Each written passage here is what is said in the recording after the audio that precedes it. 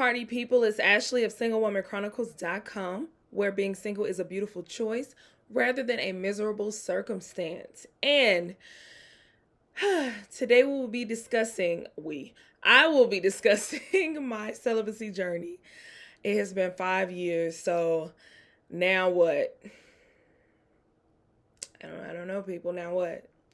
So, first, I just want to say that every year I celebrate my celibacy anniversary because I'm saying this because I had someone on TikTok say, "Why are we celebrating this?" And that's actually a good question. You're probably being shady, but honestly, it was a good shady petty question.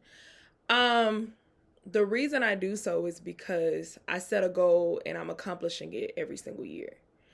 So, I'm a believer that you should celebrate wins. It's just like when you graduate high school, when you get your first apartment, your first car, things of that nature. You set a goal, you accomplished it, so you celebrate. It's really that simple. Um, for me, it's deeper because prior to being celibate, I was addicted to sex. So it's even more of an accomplishment for me because before this, I could not go without having sex. Like, I didn't understand the concept. Like, I couldn't do it. I used to cry myself.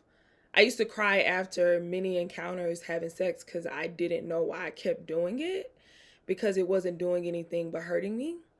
So it was just a very self defeating process because I didn't have a healthy relationship with sex. And when you have a healthy relationship with sex, you're able to manage it and it doesn't control you. It doesn't affect your self-esteem or your self-worth, and you don't question yourself after immediately after having sex with someone. What I mean by that is I had several moments when I was laying next to the person I had just had sex with. No matter how long we had known each other, we could have known each other for a year. We could have been friends.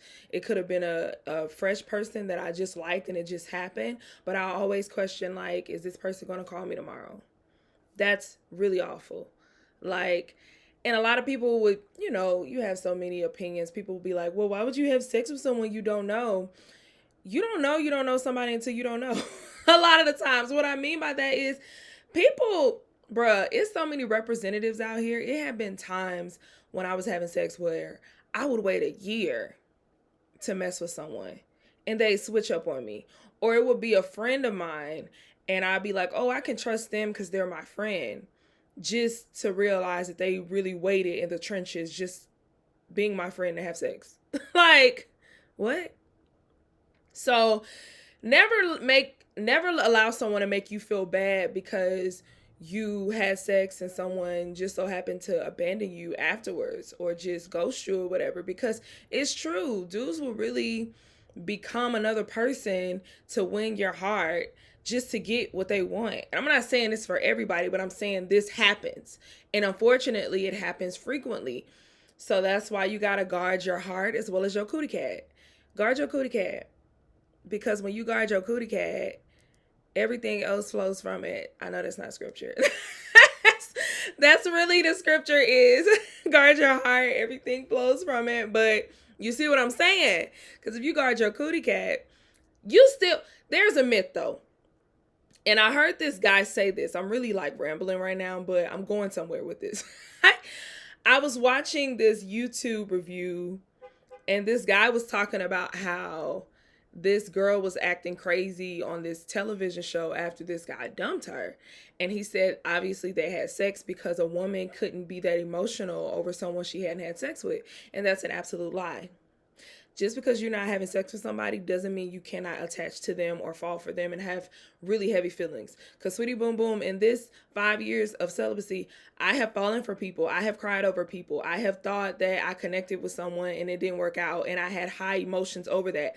Had nothing to do with the sexual part. Meaning you can gain intimacy with someone without sex being involved. Heavy intimacy. Intimacy to levels where you do fall in love. Because wouldn't you want that? You don't want something to be, leading with sex. You know what I mean? So don't believe that myth. That is a lie.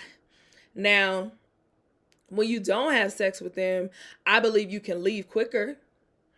I think a lot of the time sex elongates the process of separation because a lot of times, when you have sex, it releases endorphins.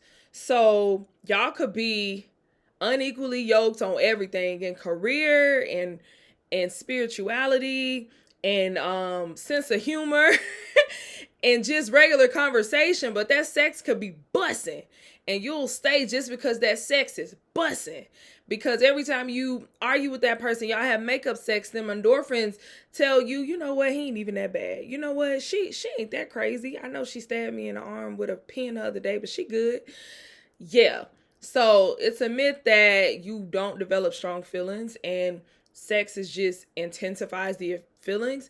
It doesn't necessarily intensify the emotions. It more so makes you attach quicker and makes you attach a little bit longer. Because women, we big on the whole, I'm gonna just keep having sex with this person so I don't increase my numbers. And when I hear that, because I used to do that, I just think like you could just not have sex. That is an option. You know what I mean? But it's a muscle that has to be built. Like I didn't get to 5 years without discipline. Like it takes a next level discipline to be sitting here right now. And this is another thing that people kept asking me on TikTok. What are some tips? My number one tip when you're becoming celibate, this is a side note. I'm sick of y'all who want to debate on what celibacy is versus what abstinence and blah blah blah this, blah blah blah that. Doesn't matter. If I'm not having sex, what does it matter what name I'm putting to it? I'm just not doing it. Only people on the sideline argue about this because people who actually not having sex, abstaining or being celibate, we too busy fighting for our life to be fighting with you about what celibacy is versus what abstinence is. Don't nobody care. Okay? Is you having sex or is you not? What you doing? Okay? Oh, that makes me mad. That grinds my gears. Okay, I'm back. But anyway, tips. Number one tip.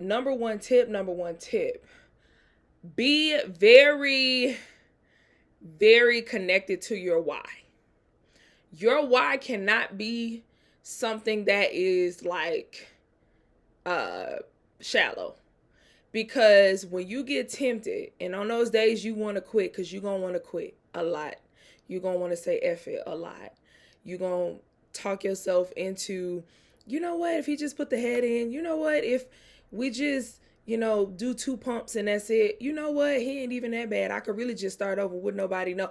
It's going to be a lot of those days. So that's why you have to be connected to your why. My why was a few things, and they were strong things. My first part of my why was God. A huge push for me to even start celibacy was because of my relationship with God. As I mentioned, I was addicted to sex at a point in time, and then I was just getting out of a interesting relationship that caused me to be very low in self-esteem, very low in self-worth. This was a combination of my life, though. This was like from childhood, from getting bullied, from my first cheating on me, from constantly feeling used after having sex. All of this like just lowered my self-esteem and my self-worth. So by the time I started celibacy, I just knew the only person that could help me in those areas was God. Of course, I go to therapy as well, but I started with God and he had to direct my path. So when I was praying, his instruction, because a lot of the time God does speak to us, but we don't like the directions. We don't like the instructions. What's funny is like 6 to 8 months before I even began celibacy, God started telling me I was going to be celibate. And I was just like, no, I'm not. What are you talking about? I love sex. Sex is amazing. Sex ain't never hurt nobody. What are you talking about? Although it was hurting me. It definitely was, but I just enjoyed the feeling so much. I was only focused on the physical, not the emotional and mental turmoil I was going through because of constantly giving myself to people who didn't deserve me and staying in relationships just because the sex was good. But God had instructed me of that. So once I got out of that relationship, I was already in expectancy of becoming celibate. Now, I started in January of 2017, but I fell off around March because I started dating someone. And that just, I was too much of a baby of it. So that's another tip I'll get into. But my why one was because God told me so, and I was developing a strong relationship with him. So I wanted to dive deeper into that relationship, and I knew that being obedient to the assignment that he gave me would draw me nearer to him. Now, please do not put words in my mouth. Do not put the words in my mouth that, oh, you have to become celibate to get closer to God. That is not what I said. I said you need to be obedient to God's word. God's specific words for Ashley Kiera, guys, was be celibate. So I was obedient. Everybody's assignment is going to be different. My assignment won't be your assignment. He could tell you, you need to stop, you need to quit that job. Or he can tell you, you need to leave that school. Or he could tell you, you need to move to this state. Everybody's assignment is different. Everybody's instruction is different. So whatever your instruction is, that's what's going to bring you closer to God, by obeying that instruction, right? Because many times when God tells us to move or to go, our go and our move looks different. My go and move was be celibate. And so I knew that was going to draw me nearer to God. Now, the Bible does talk a lot about, our body is a temple, and just sinning against our bodies is like the worst sin of sexual immortality. But that's a lot. That's deep. But what I am saying, you don't necessarily need to become celibate in order to get closer to God, because you're going to need God in order to become celibate. Meaning that you can't do this by yourself. You're going to need God to help you through this journey. You're going to need spirituality to help you through this. So if you're doing it, trying to move God's hand, saying, if I become celibate, then you better send me my husband. Baby, that ain't going to work. That ain't a good enough why. Because the quickest thing that'll scare a man off is you telling him you're not having sex. That's when people really be thinking I'm doing this to find a man, I really be baffled. It behooves me. Because what do you mean? Don't you realize that men want sex most above all things? Now, they can want you too, but they also want the sex as a very close second. Many want the sex more than they want you. And that be the issue of why you need to guard your cootie cat. But even the men who do actually want you, they want the sex too. It's a very close second. So what I'm saying is, I would never be celibate just to gain a man. No, that don't make sense. No, that can't be your why, is what I'm saying. Because you're going to, if that's your why, as soon as you get tired and God hasn't sent you your husband in the amount of time you think he should have sent you your husband, you're going to quit. You're just going to have sex with somebody. You're going to be like, whatever, I don't care. This is stupid. This is dumb. So my first why was God. My second why was, sex had not done anything but hurt me. Because I had such a negative relationship with sex, because every time I had sex, I literally felt horrible about myself. It made me sick to my stomach. It made me cry. It wasn't benefiting me. You know how a lot of people just swear up and down folks who don't have sex are just so miserable? What are y'all no, I don't need, it's like drugs. That's like saying, if I don't smoke weed, then I'm going to be miserable every day. No, I don't need a substance. I don't need an activity to make me happy or to make me not miserable. No, I can just live life and be fine. You know what I mean? Monks be celibate. And they be the most calm, peaceful, happiest people you ever met in your life. So to say that not having sex makes you miserable is just crazy to me. But back to what I was saying. Yeah, so understand your why too.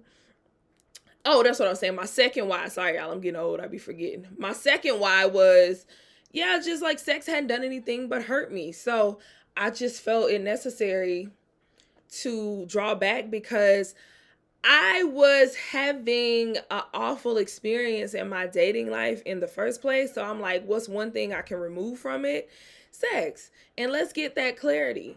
Let's really get it. Now there is also a misconception that not having sex is going to automatically bring you this amazing clarity. It might, but also doing the work. You can't just stop having sex and not do the work on yourself. Like, no, you have to do the work on becoming more self-aware, identifying your blind spots, identifying your triggers, identifying why certain things didn't work, so you can start to solve the equation of you. You got to get to know you.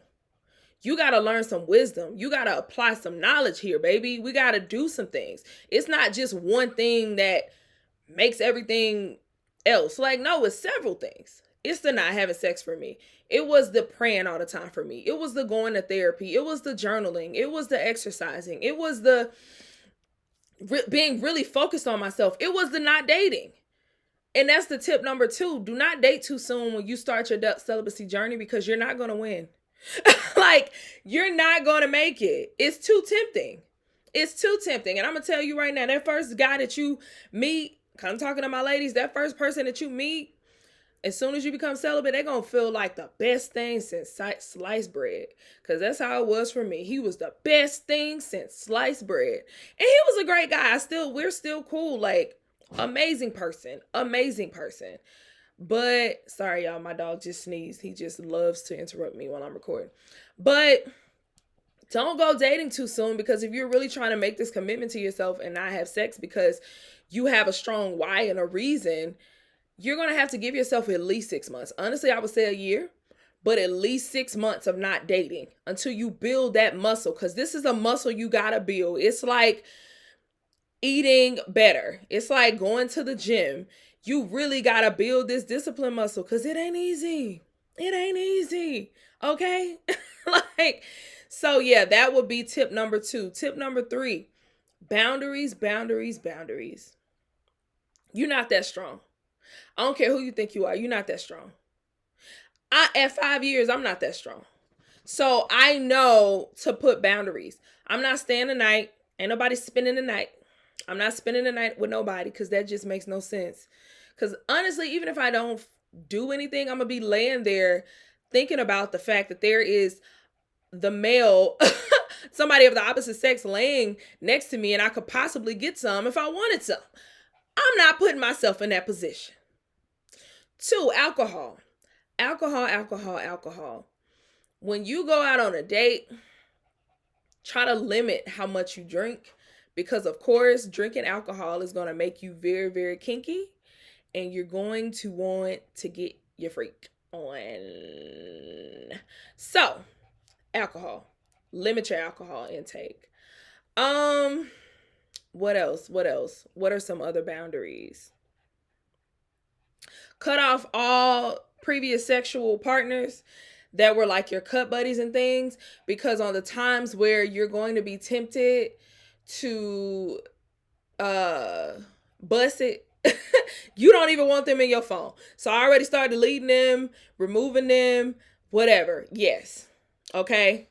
Number 4, you're going to have to get another hobby. You're going to have to get something else to take your mind off of it. You're going to have to learn how to take walks.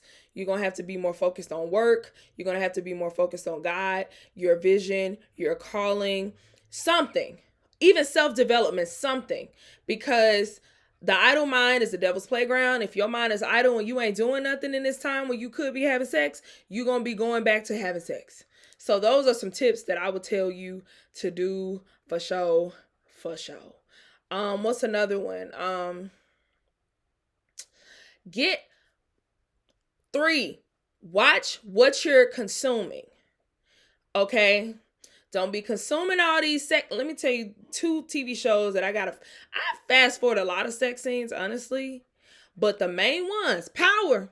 Let me tell you something about James St. Patrick's Ghost, okay? Miss Omari Hardwick, okay? All his sex scenes. I used to be like, yo, we gotta fast forward this, because I'm just getting too aroused.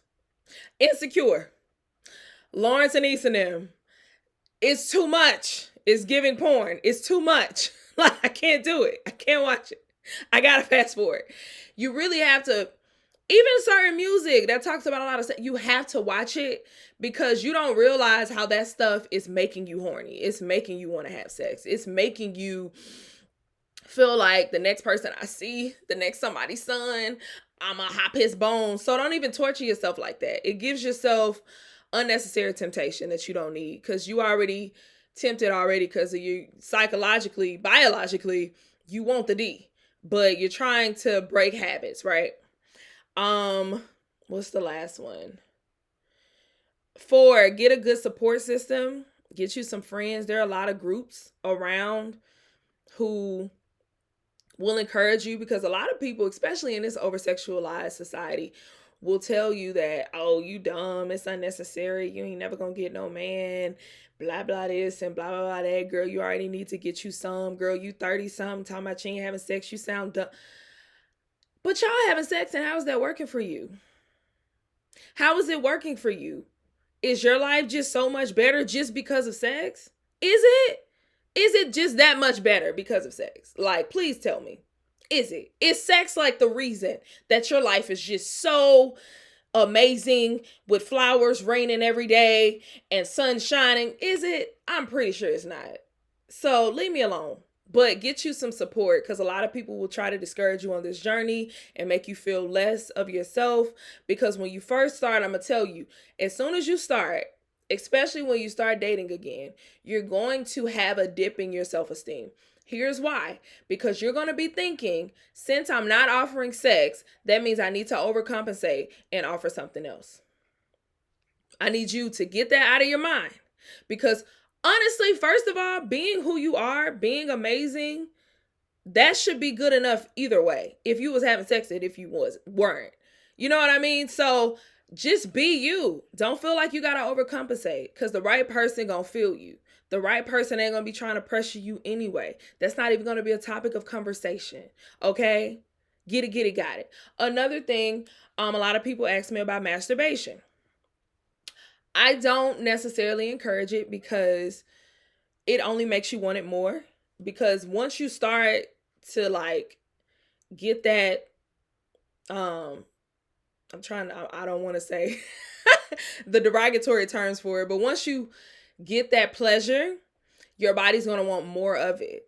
So yes, I do masturbate. The only time I do it though is when I feel like I'm about to call somebody, anybody, even though I ain't got nobody to call, but I be feeling like, bro, I just need to hunch somebody. So it has to be very strong. It's usually pre-period, because your period horny is different. So it's usually around that time when I feel like I just have to. But honestly, most of the time when my brain tells me or my body says you horny, it passes if I just start moving. That's why I say you have to do different things.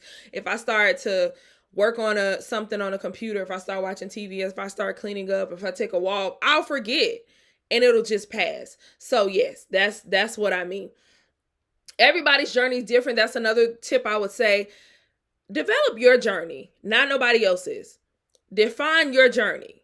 Is your journey, I don't want any penetration? That's what sex is to me. Like no penetration via penis in my vagina, in my butt, any of that.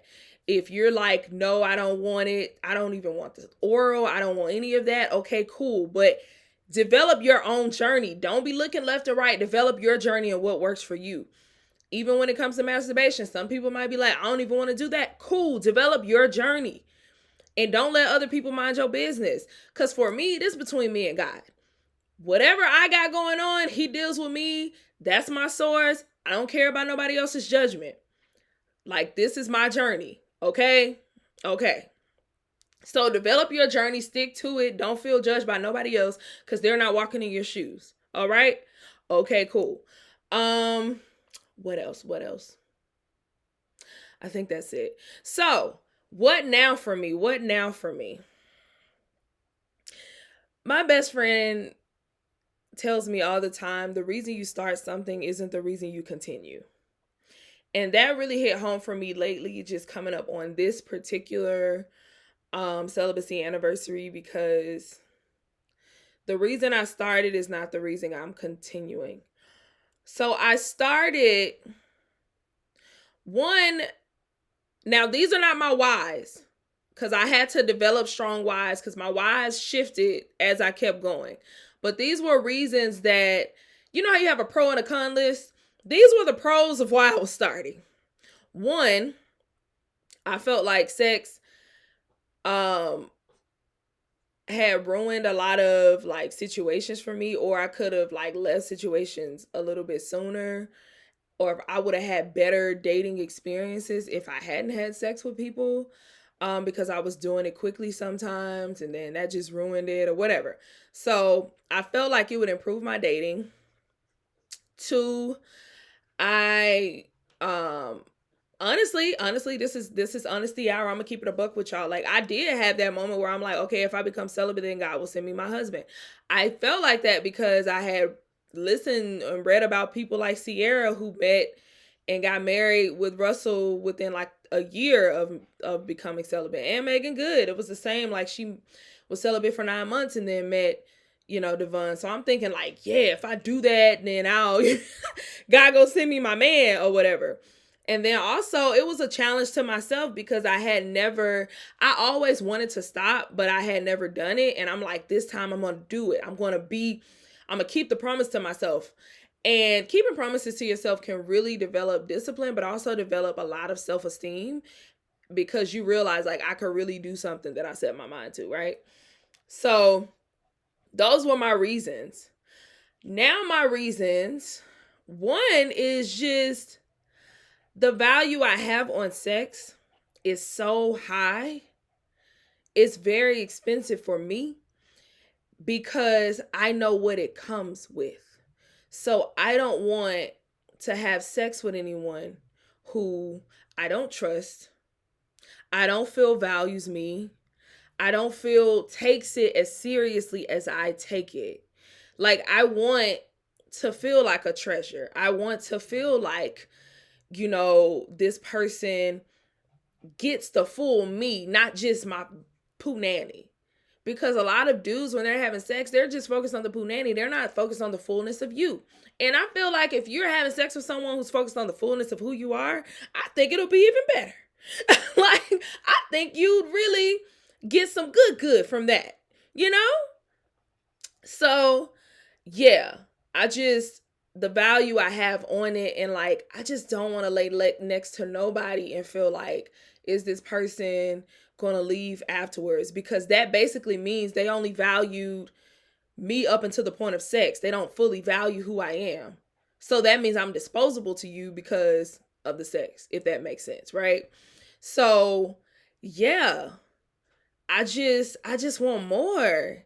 I just want more, and in not having sex, honestly, I'm realizing how much I settle for because I was just settling for the person who was just a nice person sometimes, who was cute, who took me on a few dates and paid for things, like all of that. But now I just want more than that. Like, I'm worth more than that. Like, what? There are people out here who will give you the full experience.